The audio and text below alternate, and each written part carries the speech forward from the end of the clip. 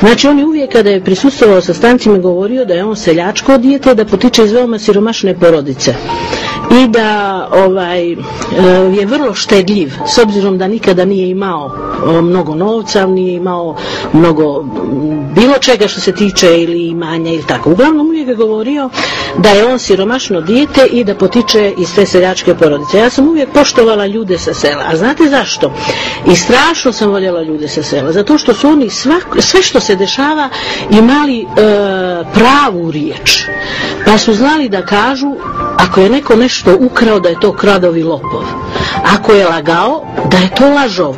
Pa lažove Radovanje Miljaniću, lažove, sad ti pružam priliku da me sudiš kako ti to kažeš, a nažalost si pravnik, ne kaže se sudiš nego tužiš, kao što si naveo u Republici tamo u ovom na dnevnom listu kome kaže da će da nas sude, a ne mogu da nas sude, mogu samo da nas tuže. Znači lažove, ponovo ti se obraćam sa riječju lažove, nije tačno da me ne poznaješ kako si to naveo u Republici, nego me vrlo dobro poznaješ, znaš ti odlično kako me poznaješ, znaš ti odlično da ja imam čitav tvoj dosije u mojoj ladici, zato i nam ne dozvoljavate da uđemo u zgradu, na koji način si dobio stan u ulici Vasa Raičkovića, nisi znao ni da ga otkupiš, nego sam ti to ja radila.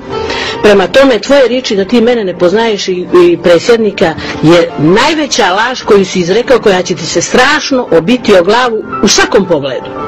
I ovo što je izjavio da smo mi proglašeni tehnološkim viškom, i to lažeš, sad ti se obraćam i kažem ti da lažeš, a ne da je to laž, nego lažeš. Mi smo ljudi koji ne možemo biti nikada tehnološki višak u Radio televiziju Crne Gore, zato što ne postoji ni jedna stavka u socijalnom programu koja bi nas proglasila tehnološki viškom. Mi smo dobili prestanak radnog odnosa, rješenje o prestanku radnog odnosa, a da bi bolje shvatili slušajući, zapravo otkaz. On je zloupotrijebio svoj položaj primjenjujući silu. Znači, šta to znači zloupotrijebio položaj? On je sada u situaciji da donosi nezakonita rješenja, ali drznuo se na nekoga što mu neće proći. Znači, mi ćemo u svakom slučaju, i svi to radnici Radio televizije znaju, da ćemo mi dobiti na sudu spor, ali ga ja neću ostaviti samo sa tim da se vratim na posao. Nikako. Morat će da odgovara mnogo dublje i mnogo duže. A sad ću da se obratim i radnicima Radio televizije Crne Gore. Srećni smo što smo dobili rješenje o prestanku radnog odnosa, jer smo na taj način onemogućili mu ponovan izbor. Zapravo on je u januaru mjesecu predložen da bude VD. Znači 4 godine su njemu prošle praktično u januaru mjesecu, ali postavljeni u junu mjesecu. Znači srećna sam što sam dobila rješenje da mi prestaje radni odnos, jer smo ga onemogućili zbog nezakonitih radnji da se ponovo prijavi, jer to je njegova želja, iako on kaže da nije istina. A također smo onemogućili i Buda Raičevića, valjda neće dozvoliti se da on bude ponovo izabran za direktora radija.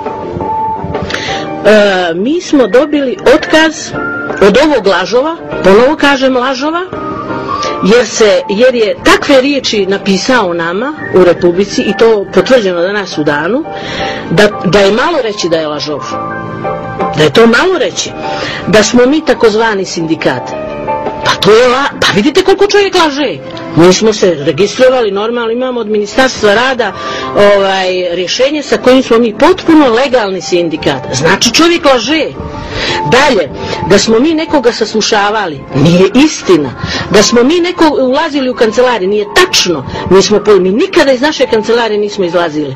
Ako smo pošli u kancelariju da zovnemo kolegu da dođe, baš zbog toga što smo znali da će on ovako da piše, mi nismo htjeli da nanosimo štetu kolegama. I nije istina da smo mi tajno nekoga, upravo se on bavi takvim poslovima, samim tim što nam je iznad kancelarije postavio kameru ko ulazi i ko izlazi. Znači on je lažov. Gospodine Miljaniću, ti si lažov. I sad ti kažem lažove. Nemoj više da se služi s takvim stvarima. Ali u postupku preko suda dokazat ću ja da je on lažov.